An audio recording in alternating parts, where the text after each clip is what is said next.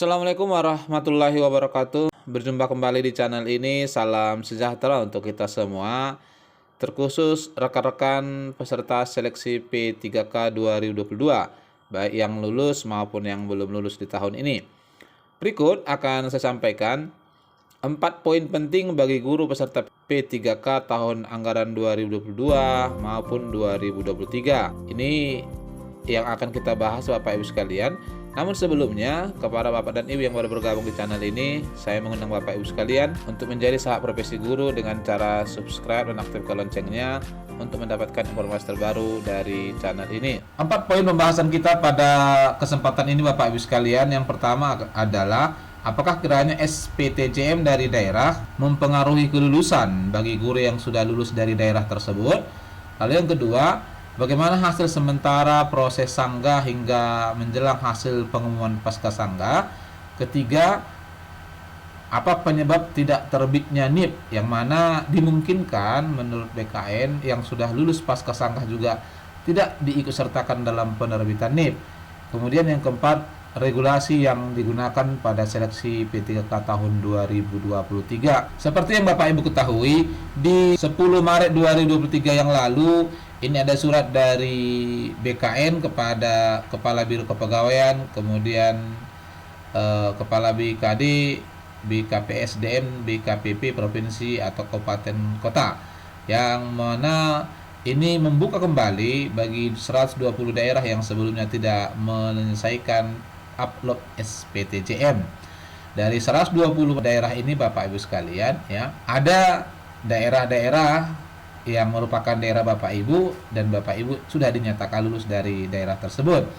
Hal mana upload SPTJM itu dimulai tanggal 15 dan berakhirnya di tanggal 31 2023 ini. Jika misalnya hingga tanggal 31 Maret 2023 ini daerah tidak mengupload SPTJM, apakah kiranya kelulusan dari peserta yang berasal dari daerah itu kemudian dibatalkan oleh Panselnas?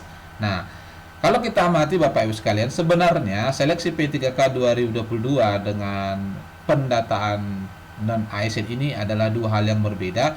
Kalau pendataan non-ASN ini Bapak Ibu sekalian, arahannya adalah ke penyelesaian persoalan masalah pengangkatan non-ASN, ya. Sehingga SPTJM diperlukan ke sana untuk memetakan mana saja guru-guru yang memang valid data-datanya. Kalau untuk seleksi P3K Bapak Ibu sekalian, data-data Bapak Ibu sudah diverifikasi oleh BKN pada saat pendaftaran, ya, oleh Panselnas saat pendaftaran. Jadi oleh karena itu, walaupun mungkin ada daerah Bapak Ibu yang belum menyelesaikan SPTJM-nya, namun kelulusan Bapak Ibu, ya, tidak bisa dibatalkan karena tidak di-uploadnya SPTJM dari daerah. Ini yang pertama Bapak Ibu sekalian. Lalu yang kedua adalah terkait dengan hasil sanggah. Nah, kalau kita lihat dari apa yang disampaikan oleh Kemendikbud melalui paparan Bu Nuno, ya, di video yang saya upload berapa jam lalu, sebenarnya gambaran dari hasil pengumuman pasca sanggah ini sudah dapat kita pastikan Bapak Ibu sekalian. Keseluruhannya tidak akan jauh berbeda karena hal-hal yang bisa disanggah di seleksi tahun 2022 ini, ya, adalah hal-hal yang memang di tahun 2021 pun sebagian ini sudah dipergunakan. Misalnya adalah afirmasi XTHK 2. Jadi ini prioritas saja, ya, apabila prioritas nilainya sama namun ternyata prioritasnya yang bersangkutan adalah P2 sementara yang diluluskan adalah P3.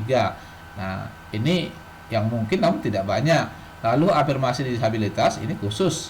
Afirmasi usia, ya, ini afirmasi usia apabila nilainya sama. Ini jarang tentunya, ya, hanya mungkin ada 1 atau 2 peserta. Lalu afirmasi sertifikat pendidik. Nah, seperti yang kita ketahui bersama, ini hanya berlaku bagi Bapak Ibu peserta P4. P1, ya, menggunakan nilai tahun 2021, P2 dan P3 nilainya adalah hasil observasi. Nah, untuk hasil observasi, maka sertifikat pendidik tidak dipergunakan agar kiranya acuan pemberian nilai awal sama untuk semua peserta, ya, sehingga ini tidak bisa disanggah. Lalu nilai ujian teknis ini adalah kesalahan data terkait dengan peserta P1 maupun P4. Begitu juga sosial kultural, manajerial, wawancara serta nilai total. Untuk P2, P3 ini tidak ada data spesifiknya, jadi tentu saja ini tidak bisa disanggah ya. Oleh karena itu untuk hasilnya seperti saya sampaikan tadi, kemungkinan besarnya tidak jauh berubah dari prasangga. Lalu yang ketiga Bapak Ibu sekalian terkait dengan alasan pembatalan NIP. Memang setelah disampaikan pengumuman pasca sanggah masih ada peluang bagi Bapak Ibu yang dinyatakan lulus final untuk tidak diterbitkan NIP-nya ya. Bu Nunu pernah mengimbau kepada para guru honorer yang sudah mendapatkan penempatan tidak jumawa ya. Ini adalah penempatan prasangga. Lebih baik menunggu hingga proses pemberkasan seleksi dan SK P3K di tangan. Sebutnya, setelah pengumuman sanggah, masih ada juga tahapan pemberkasan nomor induk P3K. Pada tahap ini, Bapak Ibu sekalian, Badan Kepegawaian Negara akan melakukan pemeriksaan data-data yang masuk, apakah valid atau tidak. Jadi, data-data yang mungkin Bapak Ibu sampaikan pada saat pendaftaran, yang mana memuat beberapa poin, tidak menjelaskan secara spesifik pribadi Bapak Ibu sekalian, ya, penelitiannya akan lebih spesifik lagi ketika masuk ke BKN ya, beda dengan saat pendaftaran. Oleh karena itu akan diperiksa. Apabila ada data Bapak Ibu sekalian yang memang tidak sesuai ya, itu bisa berakibat Bapak Ibu tidak diterbitkan NIP-nya atau dibatalkan kelulusannya. Ini biasanya akan diisi oleh peserta yang mendapat ranking di bawahnya. Disampaikan oleh BKN, pengalaman dalam seleksi P3K 2021 cukup banyak berkas honorer yang tidak memenuhi persyaratan, sehingga BKN tidak menerbitkan nomor induk P3K-nya. Pengumuman pasca sanggah bukan jaminan sudah pasti dapat nomor induk, sebab bisa saja saat pemberkasan pelamarnya tidak memenuhi syarat lolos saat pendaftaran hingga pengumuman, namun kemudian di pemberkasannya ternyata adalah TMS. Hal ini disampaikan oleh Deputi Bidang Sistem Informasi Kepegawaian Pak Suherman ya. Terutama ini masalah data-data pribadi yang Bapak Ibu sampaikan sebelumnya. Jadi harus disinkronisasi, juga termasuk berkas-berkas menurut pemberkasan yang disampaikan oleh BKN di SSCSN. Ada poin-poin utama yang harus Bapak Ibu lengkapi. Nah, yang terakhir Bapak Ibu sekalian, bagi Bapak Ibu yang ternyata setelah pasca sanggah juga belum mendapatkan informasi, ini ada informasi terbaru yang disampaikan oleh Bu Nunu di Kamis yang lalu ya. Almana pertama ini juga dibahas saat rapat kerja dengan DPR Komisi 10. Untuk tahun 2023 ini kuota yang dibuka adalah 601.286. Dan menurut Bu Nunu untuk tahun 2023 ini Bapak Ibu prioritas 1 yang tidak mendapat informasi tahun 2022 tetap diprioritaskan dengan status yang sama. Beliau mengungkapkan seleksi P3K guru ini akan dilaksanakan secepatnya ya. Mengingat pemberkasan nomor induk P3K 2022 akan dimulai April sampai Mei 2023. Ya, sesuai dengan surat Kemenkeu memang di tahun ini untuk seleksi 2023 dianggarkan gajinya mulai Oktober hingga Desember. Namun berkaca pada tahun-tahun sebelumnya, secara umum ini adalah dimulai juga nanti pemberkasannya di awal tahun 2024 ya.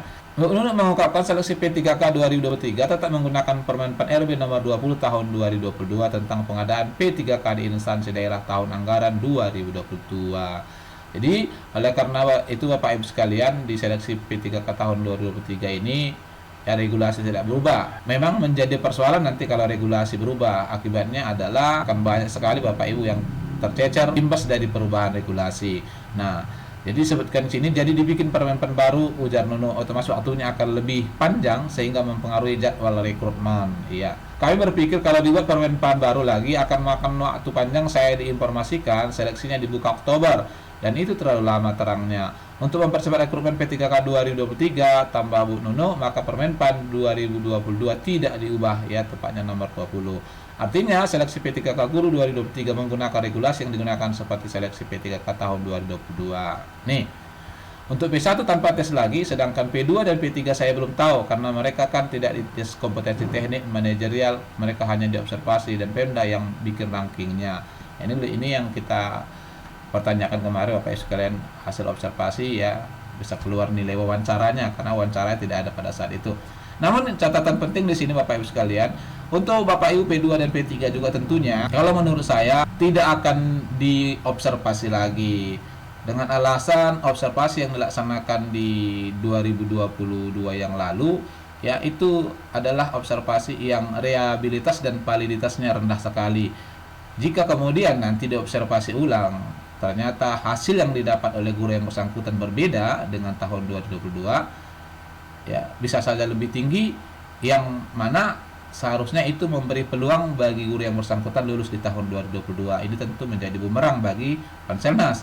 Oleh karena itu untuk P2 P3 juga, karena kelulusan juga tidak dinyatakan lulus atau tidak lulus, hanya dinyatakan tidak mendapat penempatan dan passing grade-nya tidak disebutkan atau tidak ada, maka semuanya adalah lulus. Masalahnya tinggal di formasi yang tidak tersedia.